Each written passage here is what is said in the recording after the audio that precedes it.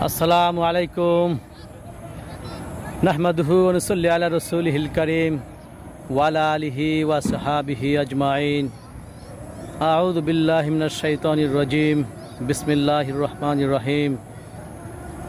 জিহাদ come from Arabic word জাহাদা। জিহাদ শব্দটি আরবি শব্দ জাহাদা থেকে এসেছে, which means to strive, যার অর্থ প্রচেষ্টা করা, which means to struggle, যার অর্থ সংগ্রাম করা, and ultimate form of jihad is armed struggle, এবং জিহাদের চূড়ান্ত রূপ হচ্ছে সশস্ত্র সংগ্রাম।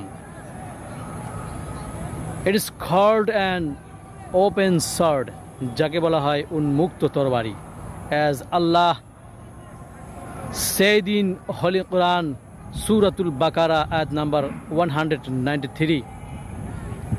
যেমন আল্লাহ তাআলা পবিত্র কোরআনের সূরাতুল বাকারার 193 নম্বর আয়াতে বলেছেন, ওয়াকাতিলুহুম হাত্তা লা তাকুনা ফিতনাতু ওয়া ইয়াকুনা আদ-দীনু লিল্লাহ ফাইন ইনতাহাউ ফালা উদওয়ানা ইল্লা আলাল যালিমিন। ওয়াকাতিলুহুম, এখানে কতল শব্দটি কতালা থেকে, যার অর্থ হত্যা করা বা কতল করা। এখানে কতল শব্দটিকে আল্লাহ তাআলা যুদ্ধ অথবা লড়াই অর্থে ব্যবহার করেছেন। ওয়াকাতিলুহুম, তোমরা তাদের বিরুদ্ধে লড়াই করো। হাত্তা লা তাকুনা ফিতনাতু ওয়া ইয়াকুনা আদ-দীনু লিল্লাহ, যতক্ষণ পর্যন্ত ফিতনার অবসান না হয় আর যতক্ষণ পর্যন্ত আল্লাহর দ্বীন জমিনে প্রতিষ্ঠিত না হয়। ফাইন ইনতাহাউ ফালা উদওয়ানা ইল্লা আলাল যালিমিন, আর যদি তারা বিরত হয়ে যায় তাহলে জালিম ছাড়া আর কারোর সাথে কোনো জবরদস্তি নেই। এটা হচ্ছে আল্লাহর কথা।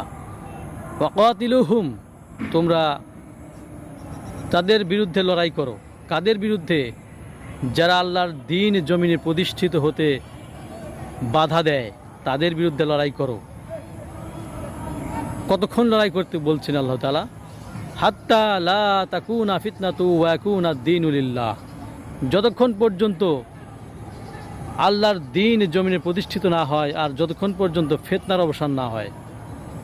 যতক্ষণ পর্যন্ত ফিতনার অবসান না হয় আর যতক্ষণ পর্যন্ত আল্লাহর দ্বীন জমিনে প্রতিষ্ঠিত না হয় ততক্ষণ পর্যন্ত তাদের বিরুদ্ধে লড়াই করতে হবে।